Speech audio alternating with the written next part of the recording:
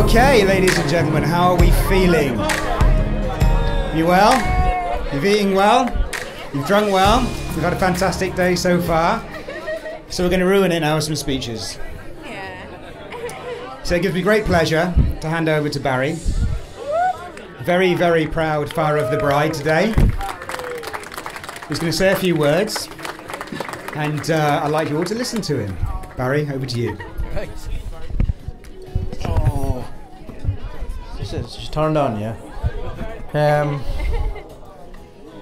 I used to start with Reverend Fathers, ladies and gentlemen, but there's no Reverend Father here today, is there? No? There mightn't be any ladies and gentlemen, not too many of them either. Right? But anyway, I want to welcome everyone here today. Especially people that have travelled to this wedding between Paula and Ian. There's people who have travelled from, I'm told, Sweden, Scotland, England, Spain, Dublin, yeah, Northern Ireland. They're all here for it, and a special welcome to them. It's a huge commitment for those people to come here for these few days. And if Paul and Ian has something to do with the 3 days, and we all know they won't be sorry they came. Ian might. Right? Right? He might. Anyway. This is a wedding that people of religious beliefs or the elder generation mightn't approve, but I'm giving it the green light, right? The whole lot. Right? I just wanted to say that, but I'm actually glad they were both married before, for a few good reasons. One, yeah, sure, there's my last one. Anyway, one reason is they've gained a bit of experience, and the other is 3 very good reasons, and that's Abigail and AJ and Lady Maddie. Right. How could you be without them? So,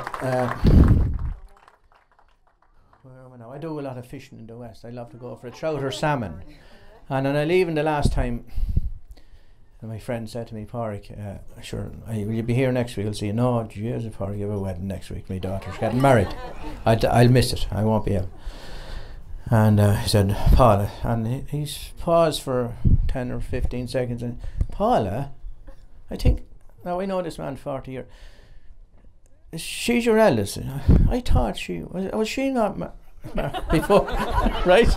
And he couldn't get it out. I said, Pádraig, she was, so don't mind. Anyway, but she's having another stab at it. So.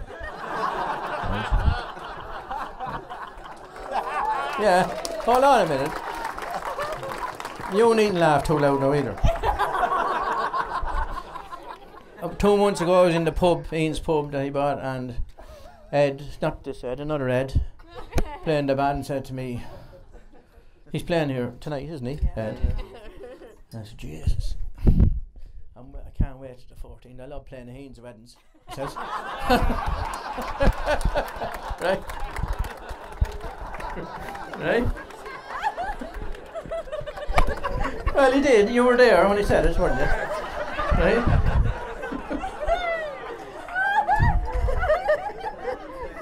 Well, I'm not about it, but anyway. Anyway, I'm delighted myself and Paula met you. I was never used to good clothes and all that stuff. We were kind of poor when we were young. Right? His cast-offs fit me, we're the same size, and I was never dressed as well. Right.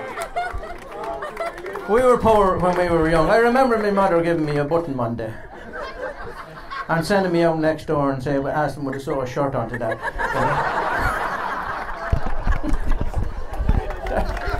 That's the way we were, right? So here I am now wearing designer gear, right? Look, Louis, yeah. Right? The best thing I ever had was me and Paula meeting you. Right?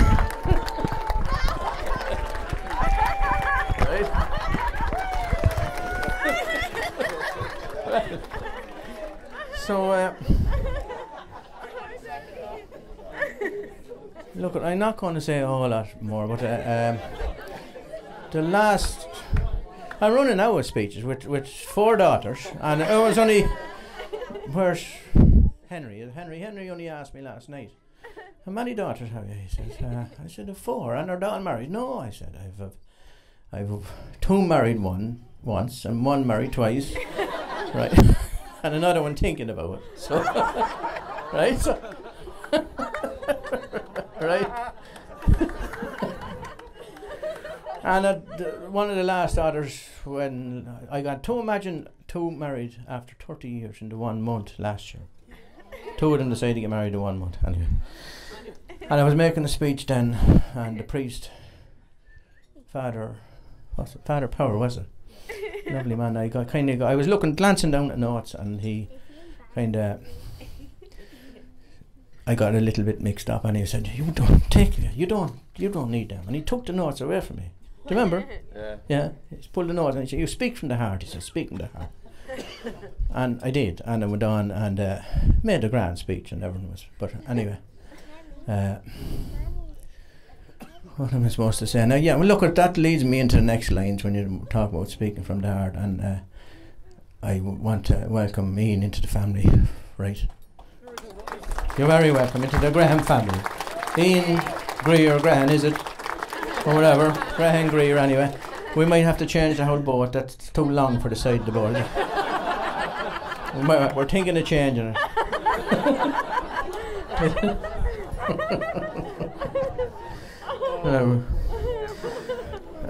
Where am I now? Look, at here we have 2 talented people, and Paula and Ian took over this pub in Eatonderry that we all know, I think, but I remember it for... I remember in Eatonderry for the last 20 years, with at least 10 trying to make a go of it, and all failed, but they've done some job in it, and Paula's done it, and she has something, I don't know, they've some kind of a talent to make this work, because it's failed so many times, and it's the talk of Leinster at the minute, and I'm sure you'll all be in it before you go back. So, fair play to you, Paula. And Ian is a successful businessman. I'm told all his life. I didn't really know him until the last couple of years, but he has been successful in business. Doesn't just happen. It has to come from somewhere, and I think Ian has something. I don't know what it is. I do. It reminds me. He reminds me of a hedgehog. No, there's a little story about a hedgehog, or a little question. I said, no, hold on, get up, right? The little story was, why did the hedgehog cross the dual carriageway? Because he wanted to show he had guts and brains, right? The hedgehog, right? And I think that's what Ian has, right? He has guts, he's not afraid to have a go at it, and everything works. And the brains is, I don't know, I do often, I lie in bed and I think about this fella is making a fortune now with something that's free. And you can't even see the wind. We all know what we're talking about now, right? So, there's brains there somewhere. And I didn't like these wind turbines at the start. I was against them. I was trying to sell a house, and this is the truth, and the fella down the road was looking for permission for them, and look, he didn't get permission, and eventually I sold the house, so that's all over. And Ian, I might have been in the Jeep with Ian a few times, listening to him talking on the phone about turbines and mega telephone figures, right? So I said, Barry, you better start liking these turbines, right? I sold the house, right? So I got to like them, right? And I believe now that we're the biggest wind turbine owners in Europe, are we? Are we? Right? So, Look, I haven't much more to say. Someone asked me to tell a joke before I was finished. And oh God, someone said. So another one comes to mind about Ian again. This fellow was sick and nerves of him and suicidal and living on his own. Right? And Frank, his friends, and Paul decided to get him to the doctor, and eventually went. The doctor said, "Look, there's nothing I can do for you." He said, "You're living down there alone at night. You should get married again, or something. You need someone to talk to at night, or get one of them parrots, them talking parrots." So he went for the latter, the wise thing, and he got the parrot, right? So he went down to the pet shop and he got the parrot, a talking parrot, and they brought him home and let him out. And after 2 days, not a word out of this parrot. He went back to your man and he says to your man at the pet shop, "This fella's not talking." And he said, has he a swing? "No." "Has he a cage?" "No, he's no cage. He's flying around the kitchen." "You may get him a cage," he says. And he says, he bought him the cage anyway. 3 days later, still no word out of the parrot. Has he a swing?" "No, he's no. Oh, you may get him a swing." Sure. All the parrots have a swing in the cage. And got him the swing anyway. Week goes by, not a word out of the parrot. Right. We're back. "Has he a mirror?" "No." "Oh, sure, he has to have a mirror." The man says, "Buy him a mirror." Put the mirror in, he's to see himself, thinks there's a girl in there with him. He'd be grand. Got him the mirror anyway, and still 2 weeks gone by, parrot not talking. And Ian says one night, going to bed, he's putting the thing over him. He said, "By Jesus, you're going back in the morning if you don't talk." And the parrot kind of come over real weak over to the side of the cage and tried to talk. "Yes, he's going to talk." And the parrot put his head up. "Tell me," says the parrot, "do they sell any food in that pet shop?"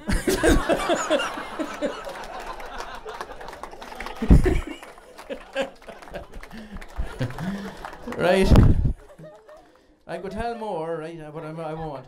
I just close now and finish that and say 2 people can spend a lot of time trying to find one another in life, and I think you two were fortunate to have found one another. There's something between them that one's as mad as the other, or whatever you want to put it, right? You suit one another, and the best of luck, and everyone enjoy the rest of the night, right? Right?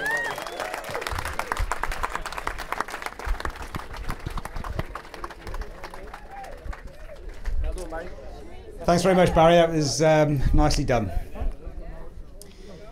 So, it's down to me now. Yeah, I drew the short straw when it came to the best man speech. The best man is sitting right next to me right here, gently stroking my inside thigh. So I'm going to move slightly over here instead. So, my name's Ed Kenny Levick, not Ed Kenny. Don't confuse us, I'm the good-looking one. So I'm going to start off by just saying some thank yous. I'm going to thank Ian and Polly, personally, obviously, but also on behalf of the room, because I've been watching everyone today have a fantastic time. We've really enjoyed ourselves. There was barely a dry eye in the house at the ceremony as we watched you laugh your way through that beautiful, beautiful exchanging of vows. So thanks very much. Can we all have a round of applause for an amazing ceremony?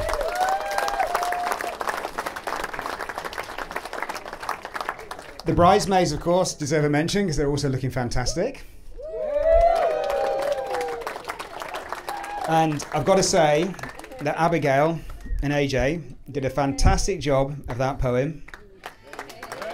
I think everyone there was very proud. Fantastic. So a round of applause for AJ and Abigail. Come on.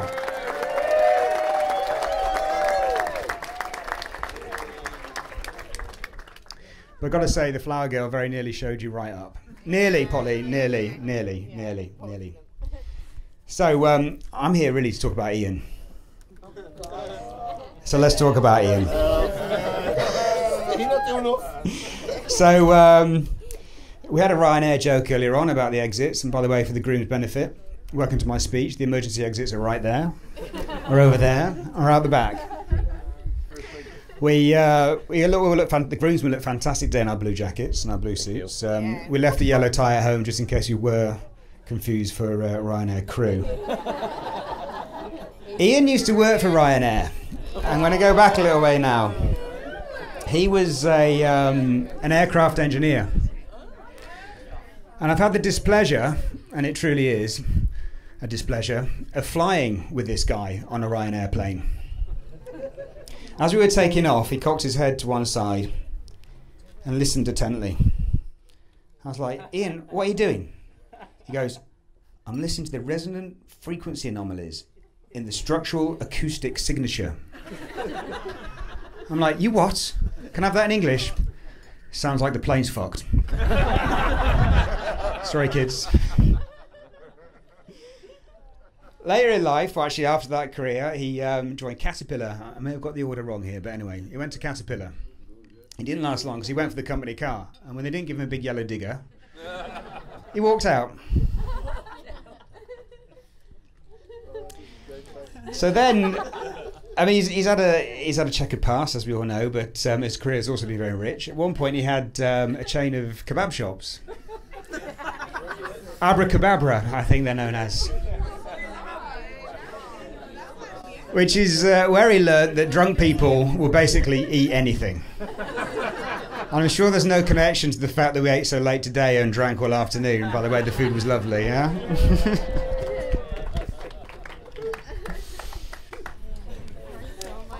So at one point, I mean, one of his most professional roles was as a financial advisor with Johnny McConnell. Where's Johnny? Johnny's over there. And Ian, being the trickster that he is, and having the attention span of a gnat, used to amuse himself by ringing up random clients, pretending to be George. Hello, sir. I have 82,000 Ugandan dollar. I need your account detail. Please give me your account detail. I will transfer them immediately. This is all true. Johnny McConnell witnessed the whole lot. Now, of course, if the financial regulators had heard about this, they probably would have frowned upon the practice. But then, to be fair, Johnny did point out that during the Celtic Tiger, the peak of the Celtic Tiger, there were bankers, high-profile bankers, getting away with a lot worse. Right, Johnny? Oh, God. How many cards has he got? I'm getting through this quickly, so I really don't want to spend too long up here. It's great. So since then, he's grown into a very successful.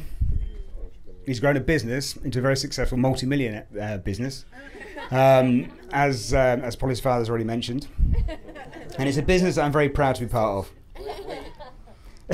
we, that's right, Barry. We, which is actually how I first met him. I'll never forget it. I wasn't working for him at the time. I wasn't working with him in the business. He'd placed an order recently for a large amount of turbines, and it was a significant order. It was a lot of money. And after he placed the order, he decided he wanted a meeting with me. And we met, and in fact, Barry Meat was there. So he walked in, he threw his keys on the table. Amongst those keys was a BMW key, there was a Range Rover key, and it was all on a Sunseeker fob. And he sat down and he told me how things were going to be, how we were going to do business. And by the end of it, he demanded a discount, backdated discount. Told me exactly the way we were going to do business in the future. Shook my hand very firmly, picked up his keys, BMW, Range Rover and the Sunseeker fob, and basically walked out. And I thought, you know what, this guy's cheeky, and he's got toys. I love him. So I had to pull together some material for this speech. So I went round all the people that are close to, not all of the people, a lot of people that are close to Ian, and I said, tell me what you like about the guy. Which was followed by an awkward silence. So I asked for a few stories, and I tell you what, I could sit up here for hours. Oh God. Which I won't. Don't worry, Polly, I won't. But I've managed to capture a few, and I'll tell you a couple of the choice ones. Hello, AJ. How you doing? You're helping me out up here. So yeah, most of them about his toys. He likes his toys. I don't know if you saw a drone flying around earlier on with a camera. You saw that? Well, Ian had one of them. And one of his favourite games was to fly it across Boyne Meadow. There's a big patch of grass between his house and Frank's house, the best man. And he'd basically fly it over there and hover outside Frank's house looking through the window, and then he'd send him text messages. Things like, Frank, I'm watching you. Frank, don't do that. Frank, you'll go blind. Apparently I hear the drone is in pieces now, and nothing to do with you, was it, Frank? Another one of Ian's favourite toys was his Audi R8. And there's a story attached to that one. He doesn't have it anymore, but one weekend he went away with Polly, and they went and spent a weekend in a hotel up country, and had a nice meal, and in the morning they set off to come home. And Polly, like any better half, fell asleep in the passenger seat pretty quickly. So if it was anything like my wife, it would have been clunk, click. So about 20 minutes into the journey, Ian spots a truck in the distance being towed. And this was a big, like, I don't know how many, 20-ton Scania or something. And what they do is they tow them backwards, okay? So the car, like the vehicle, the unit, the head unit is like facing backwards. And this is a story which illustrates not only Ian's sick sense of humour, but also his determination. Took this man, he told me 20 minutes, half an hour or something, to pick his way through the traffic, overtaking where he could, getting back into lane, whilst his beautiful fiancée slumbered in the passenger seat. Anyway, eventually got behind the truck. So he's looking at the truck's looking at him, poor old Polly's asleep. And he edges closer and closer until he's inches in front of this truck. Close enough to read the headline on the newspaper on the dash of this thing. At which point he hits the brakes and shouts, "Oh my God, we're gonna fucking die!" So of course Polly wakes up, scanner in her face, screams blue murder, and Ian just basically laughs himself silly all the way back to Edinburgh.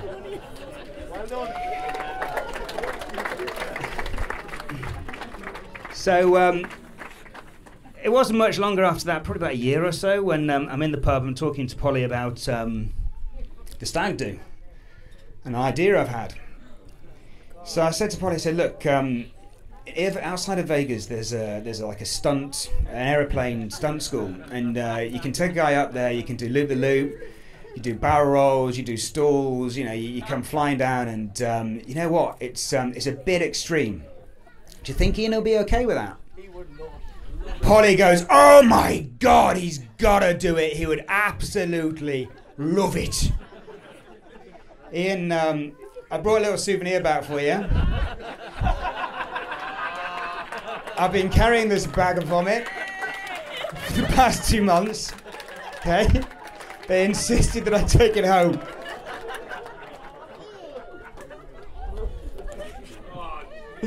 Oh, it was classic.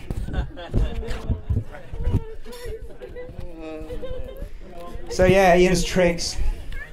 Another one of them is to, well, basically take all his clothes off to make someone feel uncomfortable. And it does make you feel uncomfortable, believe me, I've witnessed it. He once managed to basically leave Frank's house, I think it was, or Paul or whoever, and went all the way across the meadow in just his socks. Nothing else one night. He was on his way home to apparently play the Atari. He was determined to play the Atari until the early hours.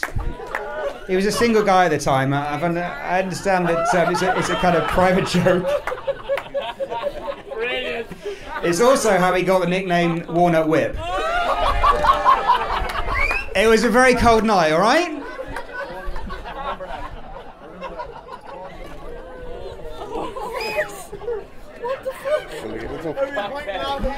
So, do you want to give him the gift? Frank's got a little gift for you here at this point. You want to rip it open right now? Show us all what you got.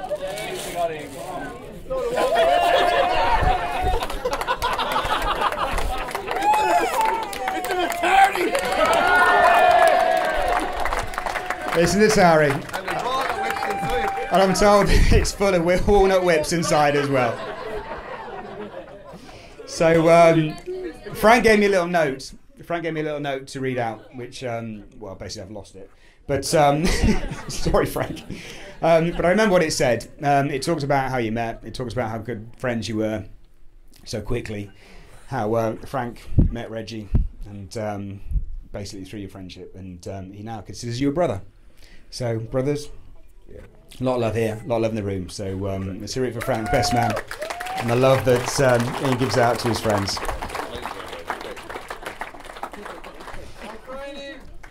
Now, I can't go through this speech and completely destroy the guy.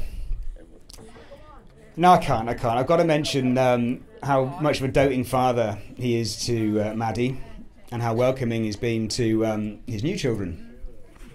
So I'd like us all just to acknowledge that and just give the guy a clap, because a happier family and a safer unit, I think, is very difficult to come by nowadays.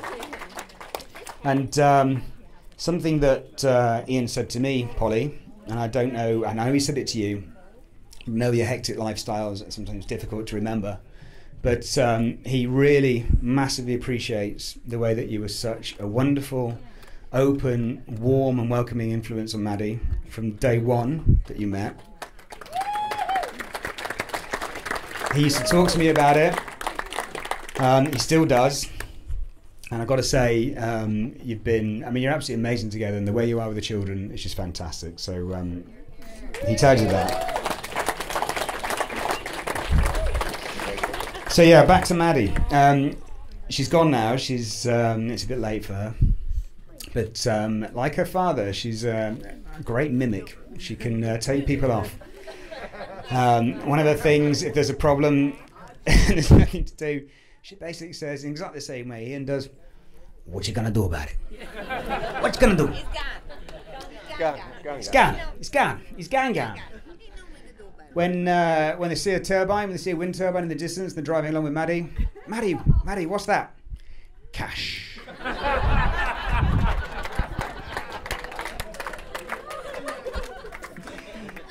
I'm also told she's a fantastic pickpocket, so don't be fooled by the angelic looks. If she's been around you at all today, I suggest you check your valuables, check your pockets before you leave tonight.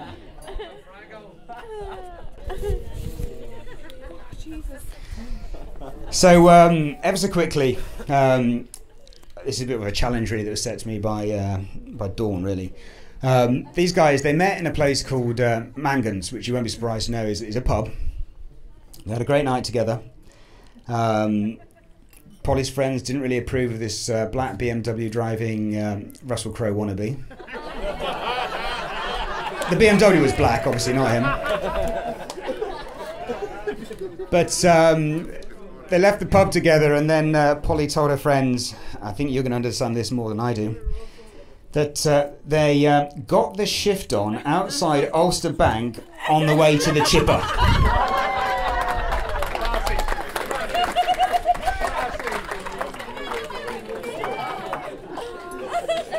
So whatever that means, I'm guessing that at that point Polly knew that she'd found her next finance. Oh, damn spell check, fiance.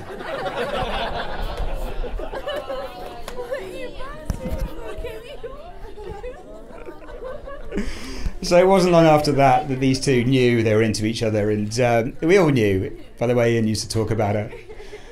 And they went out, they got the ring, they got everything sorted, and they arranged a romantic dinner at home with the kids as well.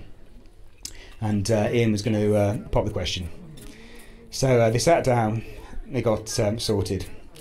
Then of course, one of them started coughing.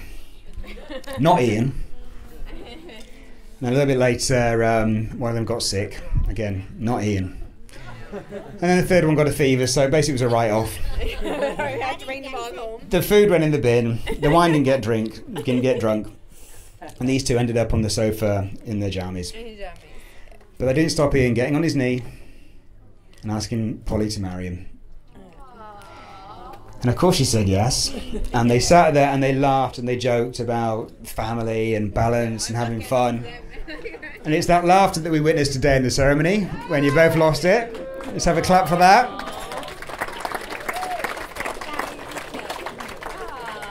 And frankly, long may it continue. So I'm coming to the end, don't worry. You'll be relieved to know. But I can't finish up without mentioning a couple of dearly departed. Sandra, Ian's mother, was described to me as the warmest, most generous and kind-hearted person you'd ever want to meet. And I know for a fact that she'd be so proud of you today and what you've done, Ian. She would love Polly, because she's another warm, generous and kind-hearted person. And I thought I'd just tell a quick story about her. Now, sadly, Sandra died. She spent a few weeks in a hospice before she went. And Ian went to visit her. And on one occasion, he sat with her and he said, are you drinking enough water? Can I just check your fridge? And he opened up the fridge and it was absolutely brimful of cider. So he tries to suggest that perhaps Lucasade was a more appropriate fluid to have in the room, to which he said, look, it's got apples in it. But no, if she was here today, and I'm sure she's looking down on you, she's going to be feeling great, and she's very, very, very proud.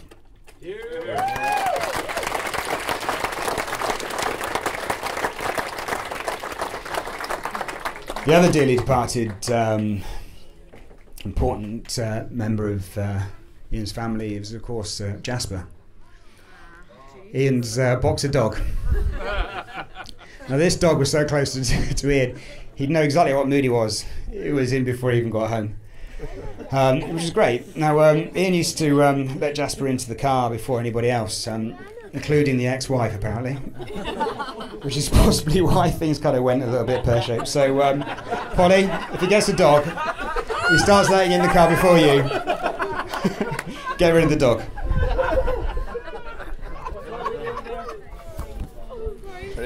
So, I need a little bit of assistance now. So, guys, I need you to get up and take your chairs. You don't have to take your chairs. Just go and stand over there for me for just 1 second. You two, if you can just pick up this this sheet. So, it's about now. What's the time? Yeah, it's 9:25. I've got a video link with the States, because there's a guy that wanted to come. He wanted to get super involved with the ceremony, but he was unable to make it. So if you can just hold that up, guys, for me.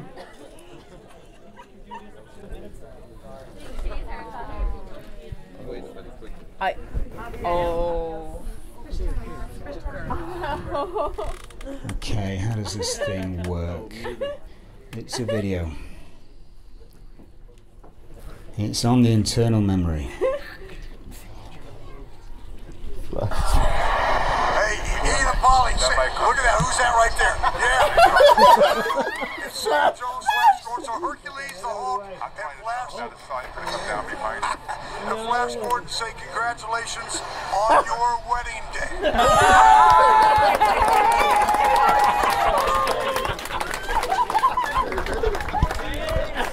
So, I asked him to do the wedding, yeah? I asked him to marry you guys. He couldn't do it. He had something on. So he sent you a video message instead, yeah?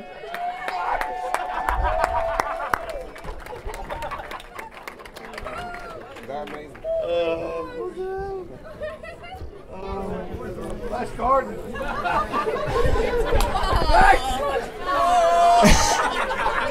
So I'm going to wrap it up now. Everybody's thirsty. We want to have a bit of a party. So look, Ian, you're going home with a wife that is beautiful. She's smart. She's a fantastic mammy. And frankly, you should be proud. Polly, you're going home with a beautiful dress. So, can you all be upstanding, please? Can you raise your glasses? To a couple we all love. A couple to whom we wish the absolute best. A joyful life, a happy family, forever.